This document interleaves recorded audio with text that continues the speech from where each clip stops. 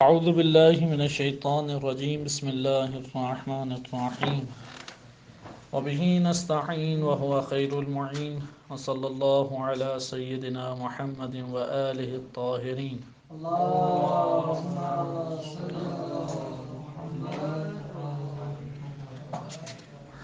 بدایت الحکمہ فلسفہ اسلامی کے موضوع پہ گفتگو ہماری جاری تھی۔ کتاب کو شروع کرنے سے پہلے مقدماتی امور آپ کی خدمت میں پیش کیے گئے۔ قرار یہ پایا تھا کہ بعض اصطلاحات فلسفی و قواعد فلسفی بیان کیے جائیں، لیکن اندیشہ یہ تھا کہ کہیں یہ مقدمات طویل سے طویل نہ ہوتے چلے جائیں، اسی لیے ہم ان مقدماتی امور کا یہاں پر ہی توقف کرتے ہیں اور کتاب کو انشاءاللہ تعالی آج ہم شروع کریں گے۔ اس کتاب کا تعارف آپ کی خدمت میں پیش کیا جائے کہ علامہ محمد حسین طباطبائی رحمۃ اللہ علیہ کے معروف ترین شخصیت ہیں، اور علامہ طباطبائی رحمۃ اللہ علیہ نجف اشرف میں انہوں نے اپنی اعلیٰ تعلیم مکمل کی۔ مختلف علوم میں مہارت رکھتے تھے، خصوصاً تفسیر کے میدان میں، حکمت اسلامی کے میدان میں، اور عرفان عملی و نظری میں ایک تباہر رکھتے تھے۔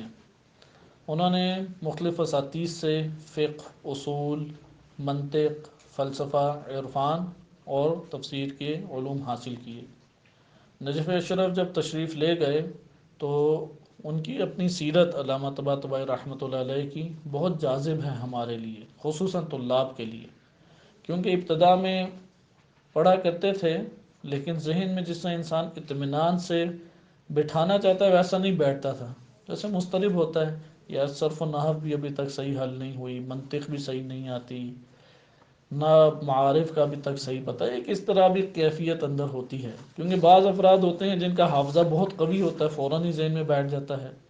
اکثر بزرگان بہت قوی حافظے والے نہیں تھے، توفیقات الہیہ ان کے ایمان اور تقوی کی وجہ سے زیادہ تھی، ان کی نیت خالصہ تھی، شہرت اور منصب کے پیچھے نہیں بھاگے اپنی تحریروں کے ذریعے، کتابوں کے ذریعے۔ علامہ طباطبائی رحمۃ اللہ علیہ کی زندگی بھی اسی طریقے سے ہے کہ خود ہی بیان کرتے ہیں کہ میں نجف اشرف میں تھا، ابھی ابتدائی چند دن تھے، مدرسے کے دروازے کے پاس کھڑا تھا کہ سید علی قاضی طباطبائی رحمۃ اللہ علیہ وہ وہاں سے گزرے۔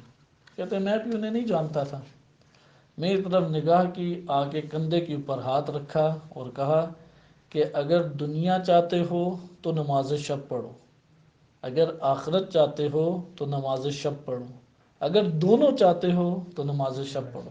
کہتے ہیں یہ کہہ کے چلے گئے، اور وہ پھر خود بیان کرتے ہیں کہ ان کے ان نورانی کلمات نے ایسا میرے وجود پہ اثر کیا کہ مرتے دم تک مجھ سے نماز شب قضا نہیں ہوئی، مرتے دم تک انہوں نے نماز شب قضا نہیں ہوئی۔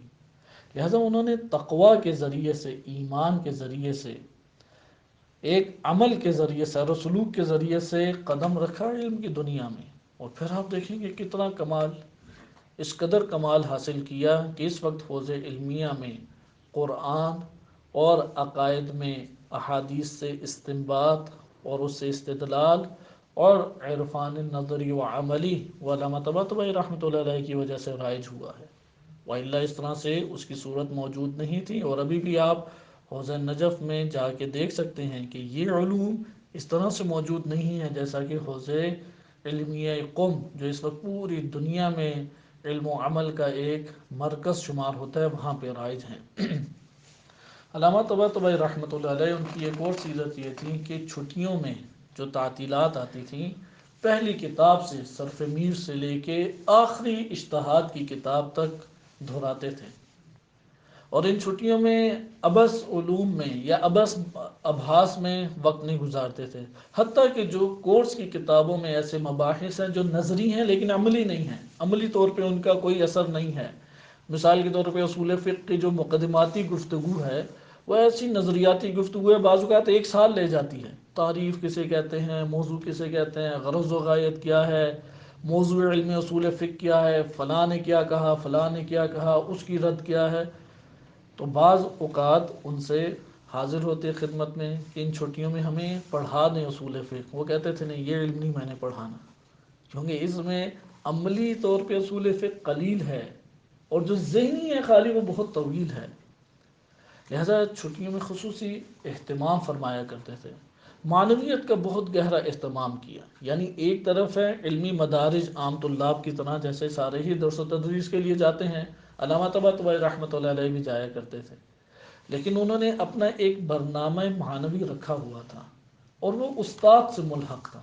ادھر بھی قم میں بھی الحمدللہ اساتذہ موجود ہیں، ایسی بات نہیں ہے، لیکن ان تک رسائی انسان کے وجود کے اندر طلب سے ملتی ہے. جتنا پیچھے بھاگتا ہے معنویت کے، اسے وہ معنوی استاد میسر آ جاتا ہے. جو اصلاً بھاگتا ہی نہیں ہے، اسے مل بھی جائے تو وہ نہیں کچھ لے سکتا، اصلاً کچھ بھی حاصل نہیں کر پائے گا. مثال کے طور پہ بین الطلوعین، یعنی جتنے بھی معنوی ابتدائی اعمال ہیں سب کے سب روایات میں مذکور ہیں یا قرآن کریم میں مذکور ہیں. مثلا بین طلوعین متصو، اذکار وارد ہوئے ہیں ہمارے مفاتح الجنان میں ہی، دعائیں وارد ہوئی ہیں مفاتح الجنان میں. دعاؤں کے اندر غور و فکر کرے کہ معرفت کو حاصل کرے. سارا کا سارا سرمایہ، سب کا سب سرمایہ ان دو چیزوں میں ہے، قرآن کریم اور روایات اہل بیت علیہ السلام، جو دعائیں اور زیارتیں اور ان سے ایک ہمارے پاس خوبصورت خزانے کی صورتیں موجود ہیں. لہٰذا علامہ طباطبائی رحمۃ اللہ علیہ انہوں نے ایک معنوی جنبہ اپنا آباد کیا ہوا تھا. اس وجہ سے سید علی قاضی طباطبائی رحمۃ اللہ علیہ کے ساتھ ملحق تھے، اور خود فرماتے ہیں کہ میں نے جتنا سید علی قاضی طباطبائی کو علم تفسیر میں دقیق پایا ہے، کسی کو اتنا دقیق نہیں پایا. پھر خود واقعات نقل کیے. اور سید علی قاضی طباطبائی وہ سب کو فلسفہ نہیں پڑھایا کرتے تھے، کیونکہ ضروری نہیں ہے فلسفے سے ہی انسان سیر و سلوک کی منازل کو طے کرے. مثلا آیت اللہ بہجت رحمۃ اللہ علیہ، ان کا عملی عرفان کی طرف رجحان زیادہ تھا. سید قاضی طباطبائی نے اسی طرح سے ان کو استاد بنے اور وہ تعلیم دی. اگر علامہ طباطبائی رحمۃ اللہ علیہ کا فلسفی اور ریاضی ذوق زیادہ تھا، لہٰذا ان کو اس طور پہ انہوں نے تربیت فرمایا. البتہ یہ محکم تر صورت ہے. اور اسی طریقے سے وہ ان کے اخلاقی بیماریوں کا علاج کرتے تھے. اخلاقی بیماریوں کا علاج ایسا نہیں ہوتا کہ انسان کوئی ہاتھ رکھے یا کچھ پھونکے اور وہ اندر سے سب غائب، حسد بھی غائب، لالچ بھی غائب. اگر اس طرح غائب ہوتا تو ائمہ اہل بیت علیہ السلام کے ساتھ بیٹھنے والے یا ان کی آل اولاد سب سے غائب کر دیتے. لیکن ہم دیکھتے ہیں کہ امام صادق علیہ السلام، ان کے بڑے بیٹے ہیں عبداللہ افتح، امام موسیٰ کاظم علیہ السلام کے مقابلے میں امامت کا دعویٰ کرتے ہیں. کہ کیوں دعویٰ ہے؟ شہرت. کیوں دعویٰ ہے؟ یہ منصب. اس وجہ سے لہذا امراض کی طرف اشارہ کیا جاتا ہے، زحمت خود کرنی ہے. خود بیان کرتے ہیں علامہ طباطبائی کہ ہم ایک دفعہ بیٹھے ہوئے تھے، کیونکہ سید علی قاضی طباطبائی ایک عمومی درس دیا کرتے تھے، مختلف علماء فضلاء اس میں شرکت کیا کرتے تھے، اور ایک خصوصی دروس ہوتے تھے. مثلا دوپہر کو قلیل سا ضرور وہ قیلولہ فرمایا کرتے تھے، اور اس کے بعد ایک خاص جگہ پہ ویرانے میں آ کے بیٹھ جاتے تھے. ابھی بھی آپ نجف اشرف میں جائیں، وہ ایسی عمارتیں ہیں کہ گرنے کے ہی قریب ہیں. وہ یہ تھوڑا سا اس میں ایسے بعض طلاب کے ساتھ ہوا بھی، کیونکہ گھر بہت مہنگے ہیں حرم کے آس پاس. تو ہمارے خود ایک دوست تھے، سفر کے دوران ہی وہاں پہ دوست بنے. تو اگلے سفر میں جب ان سے ملاقات ہوئی تو وہ کسی اور گھر میں منتقل تھے. اس کی وضعیت پوچھی تو انہوں نے کہا الحمدللہ بہت اچھا ہے، اور درمیان میں دیوار بنی ہوئی ہے، اور اس طرح 2-3 کمرے بن جاتے ہیں. ادھر 2-3 کمرے ہو جائیں بہت ہی بڑی بات ہے. پھر بتایا کہ ایک دفعہ وہ پوری دیوار گر بھی گئی، کیونکہ وہ ہلتی تھی. تو وہ ایک دفعہ گری، اور اتفاق سے اس جگہ پہ کوئی بچے وغیرہ بھی نہیں تھے، اور جہاں گری ادھر ہی ان کے بچے سویا کرتے تھے. علامہ طباطبائی رحمۃ اللہ علیہ کہتے ہیں کہ ہم بھی اسی طرح ایک جگہ بیٹھے ہوئے تھے، مسجد ہندی یا اس کے آس پاس سے کوئی جگہ تھی. تو درس وہ دے رہے تھے، یعنی وہ درس کے موڈ میں نہیں ہوتے تھے، استفادے کی غرض سے بعض خصوصی طلاب ان کے پاس آ جایا کرتے تھے. تو وہ توکل کے اوپر درس دے رہے تھے. کہتے ہیں اتنی دیر میں آواز اچانک ہمیں آئی کہ جیسے عمارت میں لرزش نہیں پیدا ہوتی، گڑ گڑاتی ہے. کہتے ہیں ہم مطمئن ہو کے بیٹھے رہے، استاد کو بھی دیکھ رہے ہیں، خود بھی. کہتے ہیں اتنے میں زور سے زمین پہ پوری چھت نیچے گری اور گرد و غبار ہی، کہتے ہیں یہ دیکھنا تھا، سب کے سب اٹھ کے بھاگے کہ یہ بھی اب نیچے آنے والی ہیں۔ کہتے ہیں وہ ادھر ہی بیٹھے رہے، ہم سارے باہر نکل کے باہر سے واپس آئے تو انہوں نے کہا کہ اللہ پہ توکل کرو۔ بہرحال یہ مراحل در مراحل کی بات ہے، ہمارے مرحلے میں فرار ہی بہتر ہے، ایسا نہیں ہے کہ کوئی زلزلہ آئے تو ادھر ہی بیٹھا رہے پھر چھت گر جائے اور کہے کہ یار، یعنی وہاں پہ اب تعلیم ہے کیسی بیان کرنا ادھر مقصود یہ ہے کہ انہوں نے معنوی مدارج طے کیے، یہاں تک کہ بڑھاپے میں جب ان کے علاج آنکھ میں مسئلہ پیدا ہوا تو تشریف لے گئے باہر برطانیہ میں یا کسی ملک میں، یہ آپریشن کے لیے، ادھر آپریشن ادھر موجود نہیں تھا۔ آپ کو معلوم ہوگا ایران میں میڈیکل کے بڑے مسائل تھے، پاکستانی پہلے ڈاکٹر ادھر زیادہ ہوا کرتے تھے، ابھی پچھلے 15 سالوں میں انہوں نے ایک بڑے پیمانے پہ اپنے میڈیکل کو بہت ترقی دے دی ہے اور بے نیاز ہو گئے ہیں دیگر ممالک سے، لیکن اس وقت 1900 آپ سمجھے 75 اور 80 کے درمیان ایسا نہیں تھا۔ تو آنکھ کا آپریشن کرنا تھا۔ آنکھ کا آپریشن بدن میں سب سے حساس ترین آپریشن ہے، کیونکہ تھوڑا سا بھی آپ کی آنکھ جھپکی یا آپ کا سر جھپکا تو وہ آپ کا پورا عضو آنکھ ضائع ہو جائے گی، لہٰذا ڈاکٹر نے کہا کہ آپ کو بے ہوش ہونا پڑے گا۔ اب بے ہوش ہونے کے لیے مختلف چیزیں، ایک تو انسان کو خود بے ہوش نہیں ہونا چاہیے، ویسے قاعدتاً جو انسان کے لیے امور اللہ تعالیٰ نے قرار دی ہیں۔ نمبر دو، بے ہوش ہمیشہ نشاور شے سے کیا جاتا ہے اور قلیل مقدار میں ہی ہوتا ہے، تو انہوں نے کہا کہ آپ کو بے ہوش کرنا پڑے گا۔ انہوں نے کہا نہیں، یہ تو میں بے ہوش نہیں ہوں گا۔ انہوں نے کہا کہ اس کے علاوہ آپریشن نہیں ہوگا۔ کہا کہ کتنی دیر لگے گی؟ کہا کہ 15 منٹ۔ کہتے ہیں میں 15 منٹ اپنی آنکھ نہیں جھپکاؤں گا۔ بڑھاپے میں ہیں، حالانکہ بڑھاپے میں کیا 40 کے بعد اعصاب جواب دے جاتے ہیں۔ آپ کسی بوڑھے کو غصے میں لا کے دیکھیں، اس کا ہاتھ کانپنے لگ جائے گا، جوان کا ہاتھ نہیں کانپتا، کیونکہ اس کے اعصاب ابھی توانا ہیں جوان کے، اور 40 کے بعد اعصاب جواب دینے لگ جاتے ہیں، اس لیے آئے روز وہ ہاتھ کانپنے والی صورت آ جاتی ہے۔ اور یہ ہیں 80 کے قریب، کیونکہ 81 میں ان کی وفات ہے، یہ 70 کے بعد کا واقعہ ہے۔ تو علامہ رحمۃ اللہ علیہ فرماتے ہیں کہ میں آنکھ بند 15 منٹ نہیں کروں گا۔ تو انہوں نے کہا آپ لکھ کے دیں کہ اگر کچھ ہو گیا تو آپ اس میں ضامن خود ہیں۔ انہوں نے لکھا، سائن کیے، کیونکہ یہ واقعہ ان کے اطرافیوں نے بیان کیا، خود انہوں نے نہیں بیان کیا، جو اطرافی ساتھ گئے انہوں نے خود دیکھا ہے۔ ان کے یعنی مراقبے کی اس قدر قوت قوی تھی کہ جس جگہ پہ وہ اپنی توجہ مرکوز کرنا چاہتے، کوئی بھی شے آ کے ادھر سے توجہ ان کی نہیں ہٹا سکتا تھا۔ اتنی توجہ انہوں نے مرکوز کرنے کی ایک ریاضت اپنے وجود پہ کی۔ ذکر الہی کریں گے، نماز میں کھڑے ہوں گے، توجہ اللہ کی طرف ہے، سب جہان سے بے خبر۔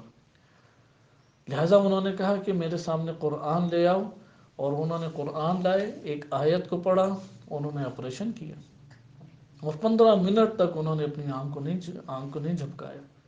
لہٰذا علامہ طباطبائی رحمۃ اللہ علیہ اس قدر ایک عظیم مرتبے کے اوپر علمی اور عملی طور پہ فائز تھے۔ آپ جب بھی حرم میں جائیں ان کے ضرور متمسک ہوں قبر مبارک سے اور فیض حاصل کریں، ان کے لیے فاتحہ بھی وہاں پہ پڑھیں اور فیض حاصل کریں۔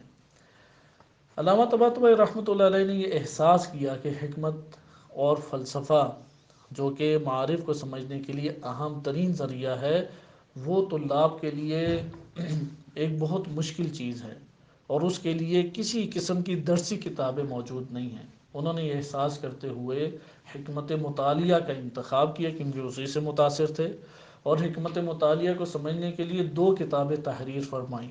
ایک کتاب ہے جو منظومہ کے لیے مقدمہ بنتی ہے، اور ایک کتاب ہے جو کتاب الاسفار الحکمہ المطالعہ فی الاسفار العقلیہ الاربعہ، اس کے لیے مقدمہ بنتی ہے۔ لہذا جو مقدماتی کتاب ہے بدایت الحکمہ، حکمت کی ابتدا، انہوں نے اس کتاب کا نام حکمت کی ابتدا رکھا۔ اور اس کے بعد دوسری کتاب نہایت الحکمہ انہوں نے تحریر کی، جو کہ 2 جلدوں کے اوپر مشتمل ہے، 2 جلدوں کے اوپر مشتمل ہے۔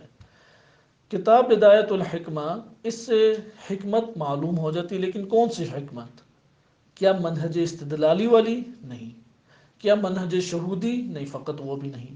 کیا منہج تقلیدی؟ نہیں، اس کا کوئی اثر ادھر موجود نہیں ہے، بلکہ حکمت مطالعہ ملا صدرہ رحمۃ اللہ علیہ والے وہ فلسفی نظریات ہمارے سامنے آ جاتے ہیں. لہذا بدایت الحکمہ اگر ہم پڑھیں تو ہمیں اس سے حکمت مطالعہ اور اس کے نظریات کا علم ہو جائے گا. اور مشاء کو جاننے کے لیے مشائی فلسفہ پڑھنا ہمیں الگ سے ضرور پڑے گا.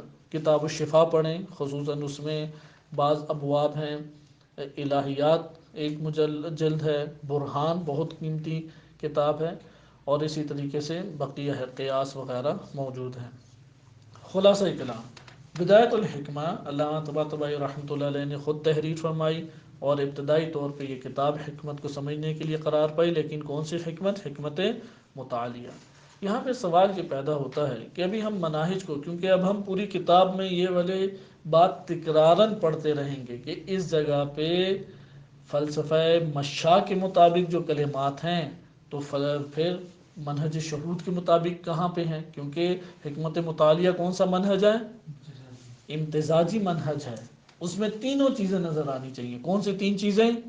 تقلیدی منہج بھی نظر آنا، یعنی قرآن اور اہل بیت علیہ السلام کی روایات کی بھی جھلک ہو. نمبر 2، استدلال عقلی بھی موجود ہو. نمبر 3، عرفانی اور شہودی جو مبانی کے تحت ہمارے پاس نظریات ہیں وہ بھی موجود ہوں. ان تینوں کا امتزاج ہے نا حکمت مطالعہ.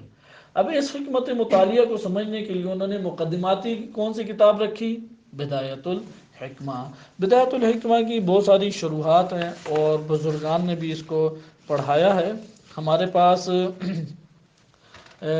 عربی فارسی کی تو متعدد شروحات ہیں. اردو میں ابھی تک کوئی شرح چھپی نہیں ہے، لیکن بہترین استاد جنہوں نے اسے تدریس کیا ہے وہ سید جواد نقوی صاحب، حجت الاسلام والمسلمین کے معروف شخصیت ہیں. انہوں نے جو تدریس کیا ہے ایک اچھے پیرائے میں اور اچھی تفصیل کے ساتھ تدریس کیا ہے. اگرچہ اس کے درس کے دوران آگے کی کتابوں کے بھی نظریات مطرح وہ کرتے ہیں، لیکن اچھا انہوں نے اسے تدریس کیا ہے. اردو میں فی الحال ہمارے پاس شرح کی صورت میں کوئی کتاب موجود نہیں ہے. عربی اور فارسی میں اس کی شروحات بہت زیادہ ہیں، حتیٰ کہ نقشے کی صورت میں بھی شروحات موجود ہیں. یہ کتاب آئیں، اب ہم کتاب میں داخل ہوتے ہیں. سوال، جب کتاب کو علامہ طباطبائی رحمۃ اللہ علیہ نے لکھا تو کیا اس میں حکمت مطالعہ اپنے تینوں کے تینوں امتزاج کے ساتھ نظر آتی ہے؟ کیونکہ امتزاجی ہے نا یہ، اس میں تینوں جھلک ہونی چاہیے یا نہیں؟ یعنی وہ کون سی تین جھلک؟ آیات و روایات بھی مذکور ہوں. نمبر 2، کشف و شہود کے بنا پہ جو نظریات ہیں اور اس اسالیب ہیں وہ بھی مطرح ہوں. نمبر 3، استدلال عقلی بھی موجود ہو. لیکن علامہ طباطبائی رحمۃ اللہ علیہ نے کتاب میں فقط اور فقط استدلال عقلی کو پیش کیا ہے. یعنی بالفاظ دیگر بدایت الحکمہ نظریات ہیں حکمت مطالعہ کے، لیکن ان نظریات کا اثبات ہے طریقہ مشاء کے مطابق. صحیح ہے؟ یہ اہم نقطہ ہے. اس کو آپ اگر ملاحظہ نہیں کریں گے پوری کتاب میں پریشان رہیں گے، سمجھ نہیں آئے گی. کیونکہ آگے آپ جائیں گے وہاں پہ اسفار کو اٹھائیں وہ تو اس طرح نظر آتی ہے. ایک پیراگراف ہے استدلال عقلی، تو اس سے اگلے پیراگراف میں اسالیب ہیں عرفانی. اس کے بعد ملا صدرہ رحمۃ اللہ علیہ اسفار میں ایک ہی بات کو مختلف طرح سے نقل کرتے ہیں. مثلا وہ کہ اگر لے کے آئیں گے لفظ ماہیات تو لفظ ظلال بھی لائیں گے. اسی طرح انیات بھی کلمہ لے کے آئیں گے. اشعیہ والضوء یہ اب ہیں عرفانی کلمات. اس کے ساتھ ساتھ قرآن کریم کی آیات بھی ذکر کریں گے، روایات کو بھی ذکر کریں گے. لیکن آپ جب بدایت الحکمہ دیکھیں یا نہایت الحکمہ دیکھیں، ان دونوں میں اس طرح کی کوئی چیز موجود نہیں ہے. یہاں سے ہمارے پاس کیا نتیجہ آیا کہ علامہ طباطبائی رحمۃ اللہ علیہ نے نظریات اٹھائے ہیں. کہاں سے نظریات؟ کون سے ہیں؟ حکمت مطالعہ کے نظریات. یعنی پوری کتاب میں جو علمی مباحث اور نظریات ہیں وہ کس کے منہج کے مطابق ہیں؟ حکمت مطالعہ کے. یعنی اس کی اعلیٰ ترین صورت کہاں موجود ہے؟ اسفار میں. اور اس کو ثابت جب کیا ہے، کیونکہ ایک نظریے کو ثابت کرنا چاہیے یا نہیں، ثابت جب کیا ہے تو وہ کس طریقے سے ثابت کیا؟ آیات اور روایات سے ثابت کیا ہے؟ نہیں. کیا کشف و شہود کے اسالیب سے ثابت کیا ہے؟ عرفانی طریقے سے ثابت کیا؟ نہیں. بلکہ کیا؟ مشاء کے منہج کے مطابق استدلال عقلی سے ثابت کیا ہے. یعنی استدلال کی زبان بدایت الحکمہ و نہایت الحکمہ میں استدلال کی زبان کون سی ہے؟ عقلی ہے یا مشائی ہے. لیکن نظریات کس کے ہیں؟ حکمت مطالعہ کے ہیں. مشاء کے نظریات ہیں نہیں. ذیل میں اشارہ کرتے ہیں قیل کے ذریعے سے، ضعیف قول کے ذریعے رد کرنا بعض اوقات، خصوصاً نہایت الحکمہ میں اس طرح سے زیادہ ہے. یہ کتاب 12 مرحلوں کے اوپر مشتمل ہے. یہ کتاب کتنے مرحلوں پہ مشتمل ہے؟ 12. ان 12 مرحلوں سے پہلے مقدمہ انہوں نے تحریر فرمایا ہے چند سطور پہ. کہ آپ کتاب کا پورا نقشہ جان لیں گے تو اس میں سیر کرتے ہوئے آسانی ہوگی. جیسے اپنے شہر کا پتہ ہو نا کہ کہاں پہ باغ ہے اور کہاں پہ نالا ہے، کس جگہ پہ کھانے پینے کی چیزیں ملیں گی، کس جگہ پہ نہیں ملیں گی. صحیح ہے، ساری چیزیں پتہ ہوتی ہیں نا، اس لیے آپ کو سفر کرتے ہوئے مشکل پیش نہیں آتی. اگر آپ کتاب شروع کریں اور آپ کو کتاب کا پتہ ہی نہ لگے ہے کیا، تو آپ کے لیے بہت مشکل کھڑی ہو جائے گی. لہذا اس کتاب کو جانیں. اس کتاب کو علامہ نے تقسیم کیا ہے مقدمہ، مراحل، اور مراحل میں فصول. کتنے میں؟ مقدمہ ہے، اس کو آپ نوٹ کر لیجیے کیونکہ آپ کے یادداشت کے لیے بہت اہمیت کا حامل ہوتا ہے. بدایت الحکمہ، یہ کتنے حصوں میں تقسیم ہے؟ مقدمہ ہے، اور مقدمے کے بعد ہے مراحل، اور پھر مراحل تقسیم ہوتے ہیں فصول میں. ٹھیک. اب ہمارے پاس کتنی ہیں یہ فصول اور کتنے مراحل ہیں؟ مقدمے میں صرف 3 امور بیان کیے ہیں. مقدمے میں تعریف ہے، موضوع ہے، اور غرض و غایت ہے. جبکہ مراحل میں انہوں نے مراحل کے اندر فصول ہیں تو مراحل 12 ہیں، 12 مراحل ہیں، اور ہر مرحلے میں مختلف فصول ہیں. ہر مرحلے میں فصول مختلف ہیں. پہلا مرحلہ وہ وجود سے تعلق رکھتا ہے، اور دوسرا مرحلہ بھی وجود سے تعلق رکھتا ہے. یعنی بعض وجود سے تعلق رکھتے ہیں اور بعض ماہیات سے، اور بعض عمومی قوانین ہیں. پہلا مرحلہ ہے اس میں 12 فصول ہیں. پہلے مرحلے میں 12 فصول ہیں. دوسرے مرحلے میں انہوں نے فقط اور فقط ایک فصل رکھی ہے، فصل واحد ہے. تیسرے مرحلے میں 3 فصول ہیں. آپ دیکھ رہے ہیں کہ کس طرح سے یہ کتاب چلتی ہے. لہذا فصول میں تقسیم ہوتی ہے، مقدمہ، مراحل، اور مراحل سے فصول. مقدمے میں کتنے امور بیان ہوئے؟ صرف 3 امور بیان ہوئے ہیں. کیا؟ اس کی تعریف کیا ہے، موضوع کیا ہے، اور مقدمہ کبھی بھی علم کا حصہ نہیں ہوتا، خارج ہوتا ہے علم سے. لہٰذا یہ کتاب جب شروع ہوگی اصل میں تو مرحلہ اولا سے شروع ہوگی. مرحلہ اولا ہے وجود کے اوپر، اس لیے اس کا نام انہوں نے لکھا ہے کہ مباحث وجود کی کلیات یعنی مباحث وجود. کیونکہ فلسفہ آپ انشاءاللہ آگے بحث آئے گی، جب ہم مباحث وجود شروع کریں گے تو میں آپ کی خدمت میں ایک تفصیلی قدیم سے لے کے ابھی تک کا ایک تعارف کراؤں گا وجود اور ماہیت کا، کیونکہ سارا کے سارے امور انہی دو میں ہیں، وجود اور ماہیت. لیکن اس کو ہم اس طرح سے سمجھے، پتہ لگ جائے وجود کیا ہے اور ماہیت کیا ہے. اب انہوں نے وجود کے مباحث کو ذکر کیا ہے. پہلے مرحلے میں فقط اور فقط کس کا ذکر ہے؟ وجود. اور وجود کے بارے میں کلی ضابطے ہیں، کلی قواعد ہیں، کلیات اس میں ذکر کی ہیں. اور ان میں مثلا پہلا ہے کہ مفہوم الوجود بدیہی، دوسری فصل ہے مشترک معنوی. پھر آ جاتے ہیں اصالت الوجود اور اعتباریت الماہیہ. مثلا وجود زائد علی الماہیہ، یہ 3 جو چیزیں ہیں، یہ 3 مثلا مفہوم سے تعلق رکھتی ہیں. چوتھا امر آ جاتا ہے جو مصداق سے خارج سے تعلق رکھتا ہے، اصالت الوجود و اعتباریت الماہیہ. پانچویں میں ہے کہ وجود میں حقیقت واحدہ ہے. اس طرح آپ دیکھ رہے ہیں فصول مختلف ہیں. دوسرے ہمارے پاس مرحلہ ہے وجود خارجی و وجود ذہنی، کیونکہ وجود ذہنی الگ ہے اور انسانی ذہن الگ ہے. 2 الگ الگ جگہیں ہیں، 2 الگ الگ اشیاء ہیں. وجود ذہنی الگ چیز ہے، وجود اور بذات خود ذہن الگ ہے. اس طرح سے آپ کے سامنے تقسیمات آئیں گی۔ مرحلہ سوم، اس میں وجود کو اور اس کے غیر کے ساتھ اسے تقسیم کرتے ہیں، اس میں 3 فصلیں ہیں۔ مرحلہ رابع میں انہوں نے 9 فصول ذکر کی ہیں۔ مرحلہ خامس میں 8 فصول ہیں۔ مرحلہ سادس، چھٹے مرحلے میں 11 فصلیں ہیں، اور 7ویں مرحلے میں بھی 11 فصلیں ہیں۔ 8ویں مرحلے میں 10 فصلیں ہیں۔ 9ویں مرحلے میں 3 فصلیں۔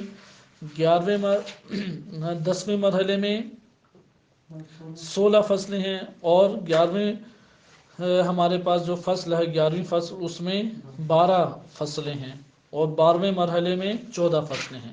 یہ آپ کے پاس کل ایک کتاب کا نقشہ آتا ہے کہ ابھی ہم اس کی فہرست کو نہیں پڑھ سکتے۔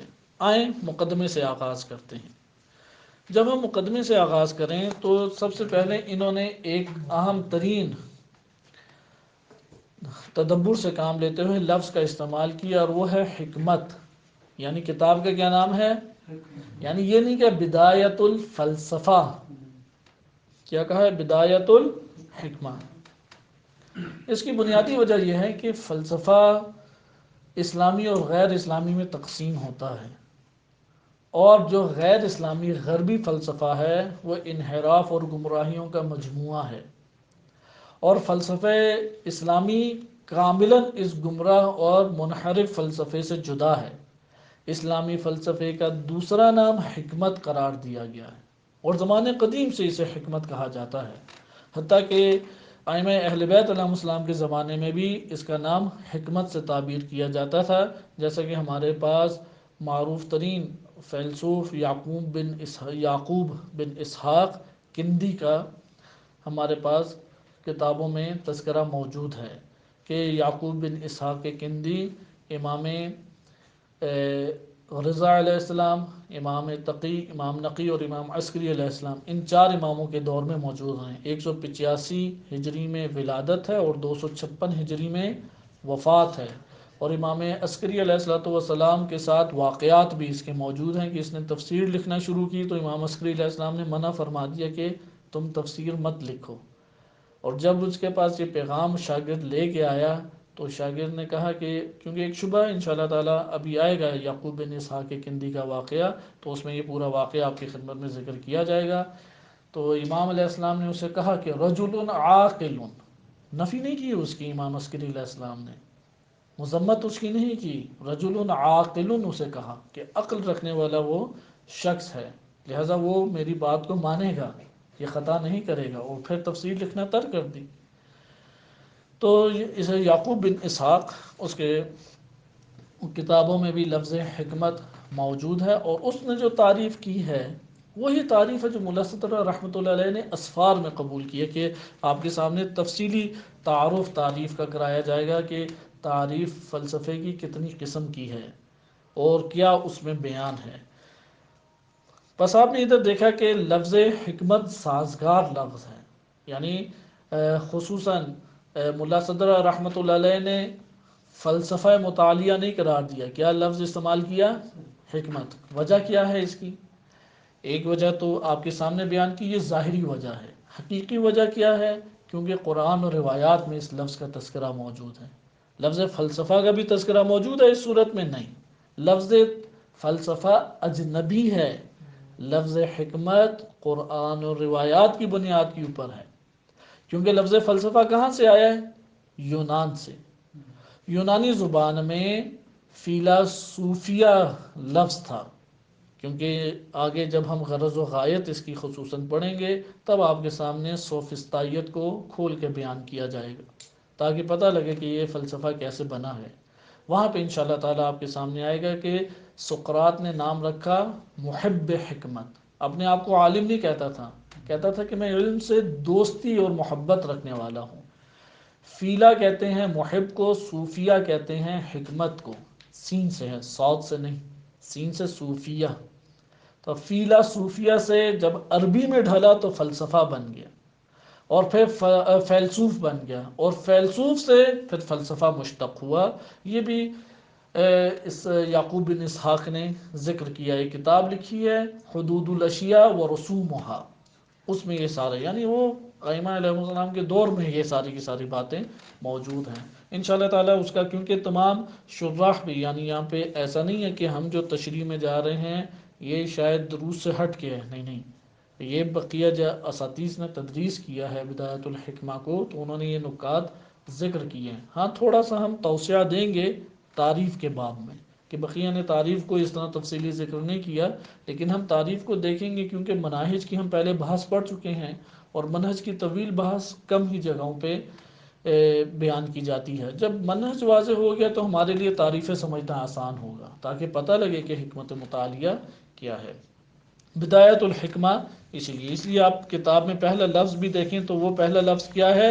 الحکمت الالہیہ، الحکمت الالہیہ۔ بس ملا صدرہ رحمۃ اللہ علیہ نے کیوں انتخاب کیا لفظ حکمت کا؟ کیونکہ یہ اجنبی لفظ نہیں ہے، یہ غیر سے نہیں آیا، یہ قرآن نے عطا کیا ہے، یہ قرآن نے قرار دیا ہے، یہ اہل بیت علیہ السلام نے بیان کیا ہے یہ لفظ۔ مقدمہ کسے کہتے ہیں؟ یہ گفتگو ہماری کئی دفعہ گزر چکی ہے، صرف اشارہ کرنا ادھر مقصود ہے، وَإِلَّا حلقہ اولیٰ میں قدر تفصیلی طور پہ اس کو ابتدائی دروس میں بیان کیا گیا ہے، اس کی طرف مراجعہ کر سکتے ہیں۔ مقدمہ کوئی بھی علم شروع کرنے سے پہلے اس کا تعارف جو کرایا جاتا ہے، اس تعارف پہ مشتمل امور کو کیا کہا جاتا ہے؟ مقدمہ۔ صرفی طور پہ مقدمہ لفظ اس میں فاعل ہے باب تفعیل سے، قدمہ یقدم تقدیم۔ تقدیم کا کیا مطلب ہوتا ہے؟ اس نے اس کو پیش کیا یا سامنے لایا۔ صحیح ہے؟ مقدمہ کسے کہتے ہیں؟ اس نے اس کو سامنے پیش کیا، سامنے لائے۔ یہاں پہ مقدمہ کی تعریف بھی سامنے آ جاتی ہے، کیونکہ اس کو اس میں فاعل کی صورت میں پڑھیں تو کیا ترجمہ ہوگا؟ یہ چیز وہ اس کو سامنے یا آگے لانے والا ہے۔ اب آپ آئیں اس کی تعریف حقیقی مقدمے کی دیکھیں، ان امور پر، وہ امور جو کتاب کے اصل معانی کو آپ کے قریب لے آئیں، ان امور کا بیان جو کتاب کے معانی کو آپ کے قریب لے کے آ جائیں، اس کو کیا کہا جاتا ہے؟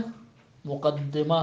پس ایسے امور کو، یہ امور 8 کے قریب تھے جو کہ ہمارے قدماء ذکر کرتے تھے رؤوس ثمانیہ کے نام سے، اور یہ رؤوس ثمانیہ آج بھی آپ فلسفے کی تاریخ میں مقدمے میں قرار دے سکتے ہیں، لیکن 3 کو بالخصوص عالم تشیع میں 3 کو خصوصیت سے بیان کیا۔ وہ 3 کون سے ہیں؟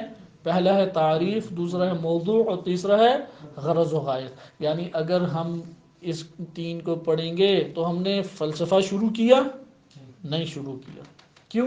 کیونکہ مقدمہ ہمیشہ کتاب سے باہر ہے، اصل علم سے باہر ہے، کتاب کا حصہ لیکن اصل علم سے باہر ہے۔ وہ علم کو آپ کے نزدیک کرنے کے لیے، تاکہ آپ میں ولولہ پیدا ہو، فائدہ نظر آئے، انگیزہ پیدا ہو، اس لیے آپ کے وہ قریب معنی لے آئے گا۔ پھر بعض آج کے دور میں مقدمے میں اور بھی چیزوں کا اضافہ کر دیا گیا، مثال کے طور پر مناہج کی بحث، جو کہ بھی ہم پیچھے پڑھ چکے ہیں، مناہج کی بحث مقدمے میں ذکر کی جاتی ہے۔ اسی طریقے سے تاریخ علم، اس کو تفصیلی طور پہ مقدمے میں ذکر کر دیا جاتا ہے۔ مؤلف کا کاملا تعارف مقدمے میں ذکر کر دیا جاتا ہے، لیکن علامہ طباطبائی رحمۃ اللہ علیہ نے کس کے اوپر اس کو محصور قرار دیا ہے؟ فقط اور فقط 3 چیزوں پہ، بقیہ چیزوں کو بیان نہیں کی۔ اس لیے خود ایک طالب علم زحمت کر کے بقیہ وہ 5 چیزیں جو بالخصوص منطق میں ذکر کی جاتی ہیں یا حاشیہ ملا عبداللہ میں ذکر کی ہیں، انہوں نے اس کو وہ پڑھ کے یہ 8 امور پورے کر سکتا ہے، لیکن ہم علامہ کی اس اتباع میں فقط اور فقط ان 3 کو ہی ملاحظہ کریں گے۔ کل انشاءاللہ تعالی ہم پڑھیں گے کہ تعریف حکمت الہیہ یا تعریف حکمت اسلامی کیا ہے۔ وصلی اللہ علی سیدنا محمد و آلہ الطاہرین۔